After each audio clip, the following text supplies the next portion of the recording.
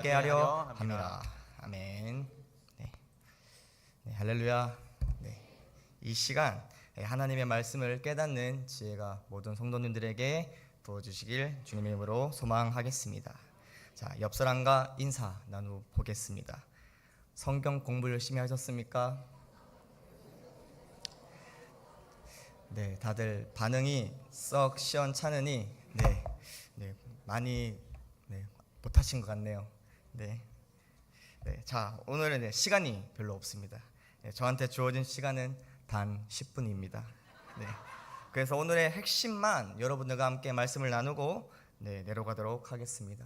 오늘 1절에서 요한은 태초부터 있는 생명의 말씀이라고 말씀하고 있습니다. 이 태초부터 있는 생명의 말씀은 무엇을 의미하는 단어일까요? 퀴즈입니다. 오늘은 성경 퀴즈 주일이니까 한번 퀴즈를 내보겠습니다. 태초부터 있는 생명의 말씀, 무엇을 의미하는 단어일까요? 네, 하나님 말씀 맞는데 여기선 정확히 말하면 예수 그리스도입니다. 저자인 사도 요한은 요한복음 1장 1절에 이렇게 선포했습니다. 태초에 말씀이 계시니라. 이 말씀이 하나님과 함께 계셨으니 이 말씀은 곧 하나님이시라. 그리고 4절에 이 말씀에 생명이 있었으니 라고 성경에 적혀져 있으며 14절에는 그 말씀이 육신이 되어 우리 가운데 오셨다 라고 말하고 있습니다. 즉 오늘의 본문 말씀 1장 1절 태초부터 있는 생명의 말씀은 바로 예수 그리스도를 말하고 있음을 꼭 기억하셔야 합니다. 또한 오늘의 본 말씀 1절에서 우리가 들은 바 그리고 눈으로 본 바 자세히 보고 우리의 손으로 만진 바라고 말씀하고 있습니다. 이 말씀을 달리 말하자면 우리 곧 그리스도인들은 예수님에 대한 실제적이고 직접적인 경험과 체험이 있는 사람들이라는 것입니다. 성도들에게 물어보고 싶습니다. 정말로 그리스도인이신가요? 정말로 예수 그리스도를 믿으시나요? 2000여 년 전에 이 땅 위에 성육신하셔서 우리의 죄악 때문에 십자가에 돌아가셨고 말씀대로 3일 만에 부활하시고 승천하시고 다시 오실 예수님을 정말로 믿으시나요? 우리의 믿음의 대상인 예수 그리스도는 전설이나 동화에 등장하는 허구의 인물이 아닙니다. 사람들이 구전으로만 내려오는 전설과 신화에 나오는 인간들이 만들어낸 가상의 인물이 아니라는 겁니다. 또한 다른 종교 철학자들이 주장하듯이 인간의 연약함을 극복하기 위해서 또한 완전한 인간이 되기 위해 인간 스스로 만든 허구가 아니라는 겁니다. 우선 인간은 스스로 절대로 완전해질 수 없는 존재라는 사실입니다. 이 그리스도인이란 정말 내 삶으로 체험하고 경험 있게 태초부터 지금까지 역사하시고 그리고 지금도 활발하게 움직이시는 전지전능하신 알파와 오메가 되시는 하나님을 믿는 사람들인 것입니다. 이 3절로 넘어가서 3절의 핵심 단어는 무엇일까요? 바로 사귐입니다. 사귐. 원어로 말하면 코이노니아죠. 이 코이노니아는 하나님과 성도의 교통과 교제 그리고 성도와 성도의 교통 교제를 의미하고 있습니다. 하지만 이 3절에서는 하나님과의 교제에 초점을 두고 있습니다. 이 구약시대에서는 우리가 제사에 참여해 하나님과의 교제가 있었습니다. 하지만 제사는 완전하지 않는 불완전한 교제였습니다. 그래서 하나님께서는 우리와 완전한 교제, 우리와 완전한 사귐을 누리고 싶으셔서 자신의 가장 사랑스러운 독생자 아들 예수 그리스도를 보내셔 십자가에 달려 돌아가시고 숨을 거두실 때 지성소의 휘장이 위에서 아래로 찢어짐으로 하나님과의 교제의 길이 활짝 열렸다는 사실입니다. 그래서 하나님과 우리 사이의 유일한 중보자는 오직 예수 그리스도 한 분이십니다. 요한복음 14장 6절 말씀입니다. 예수께서 이르시되 내가 곧 길이요 진리요 생명이니 나로 말미암지 않고는 아버지께로 올 자가 없느니라.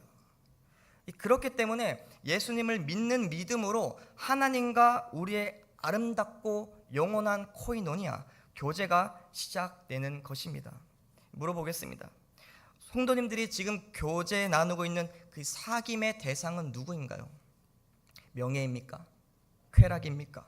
물질인가요? 아니면 지식인가요? 아니면 인기인가요? 우리 하나님을 믿는 그리스도의 사귐의 대상은 오직 하나님 한 분이십니다.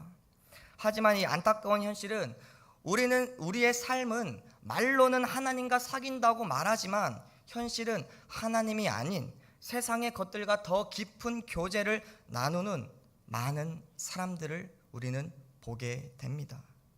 제가 다녔던 장로교회에 한 장로님이 계셨습니다. 성도님들, 하나님과의 그 교제를 할 수 있는 방법이 뭐가 있을까요? 바로 예배죠. 예배입니다. 하지만 장로님은 다른 것과 교제를 하고 계셨어요. 이 금요 예배가 있는 금요일에 하나님과 교제하기 위해서 그 테니스장에 가 있는 하나님과 교제를 하러 가신 것입니다. 그리고 어떤 분은 골프장에 계신 하나님과 교제하기 위해서 골프장으로 가시고요. 이게 그리스도인인가요? 말로만 들었는데도 이건 좀 아니다 라고 생각하지 않으신가요? 이러한 하나님과 세상을 동시에 사랑하는 행위를 무엇이라고 말하는지 아시나요? 바로 영적 간음 행위라고 말합니다. 남편에 있는 여자가 다른 남자와 교제하면 불륜이며 정죄를 피할 수 없듯이 성도가 신랑 되시는 하나님을 두고 다른 무엇과 사귀거나 다른 무엇을 더 사랑한다면 정죄를 받고 영원한 형벌을 피할 수 없을 것입니다. 4절 말씀입니다. 우리가 이것을 쓰면 우리의 기쁨이 충만하게 하려 함이라 라고 말씀하고 있습니다. 이 요한일서 첫 시작은 생명의 말씀으로 시작을 해서 지금 기쁨으로 끝마치고 있습니다. 즉 생명의 말씀이 주어진 자들에게는 기쁨은 당연하게 따라온다는 것입니다. 검도한 우리 교회 성도님들의 삶에 기쁨과 희락이 차고 넘치시길 바라시나요? 그렇다면 우리는 생명의 말씀을 들어야 합니다. 그리고 알아야 합니다. 공부해야 합니다. 묵상하셔야 하며 읽어야 한다는 겁니다. 말씀을 모르면 우리가 말씀이신 예수님을 어떻게 알겠습니까? 그리고 하나님의 마음을 우리가 어떻게 알겠나요? 이 우리의 알량한 지식으로는 절대 하나님의 마음과 계획을 알 수가 없습니다. 이 모든 것이 생명의 말씀인 성경에 다 쓰여져 있습니다. 알아야지 하나님을 더 자세히 알 수 있고요. 복음이신 예수 그리스도를 경험하며 말씀 안에서 경험하며 체험할 수 있는 것입니다. 그래서 계속 말씀 읽어야 한다고 말씀드리는 겁니다. 이 생명의 양식인 말씀을 읽지 않는 날에는 밥도 굶으십시오. 네, 저보다 나이가 많으신 분들이 너무 많은데 그래서 이게 약을 드셔야 되는 부분은 어쩔 수 없이 밥을 먹어야 되지만 다른 분들은 굶으셔야 합니다. 진짜 말씀을 읽지 않는 날에는 밥도 굶으세요. 밥은 삼시세끼 꼬박꼬박 그렇게 어떻게 그렇게 잘 챙겨 드시는지 에피타이저에 디저트에 음료에 세트로 드시면서 생명의 양식인 하나님의 말씀은 먹지 않는 육은 아주 기름기가 철철 넘치는데 제가 지금 앞에서 봐도 없어요. 그런 분들 다 막 얼굴에 광채가 납니다. 영은 아주 쓰러지기 일보 직전으로 나의 영의 상태가 아사 직전인지 아닌지 점검해 보시라는 겁니다. 말씀이 내 양식이 되어야 합니다. 그리고 기도가 내 호흡이 되어야 한다는 거예요. 그래야지 생명의 말씀이신 예수 그리스도에 대해서 알고 체험하며 그 소망 가운데 우리의 기쁨이 충만하게 되는 겁니다. 성경 퀴즈도 똑같습니다. 세상 퀴즈가 아니잖아요. 하나님을 더 많이 알고자 하는 퀴즈입니다. 이 기회에 성경 공부하시는 겁니다. 언제 공부하겠나요? 다들 공부라면 아주 치가 떨리지 않습니까? 제가 그랬어요. 공부라고 하면 진짜 치가 떨리는데 처음에 성경 공부할 때 퀴즈로 성경 공부를 하니까 훨씬 성경이 재밌고 공부가 잘 되더라고요. 문제를 풀면서 여태 몰랐던 하나님의 말씀이 내 귀에 들리고 말씀이 마음에 들어오고 나를 향하신 하나님의 음성이 들리는 것입니다. 하나님의 말씀을 들을 때요, 읽을 때요, 볼 때요, 묵상할 때요.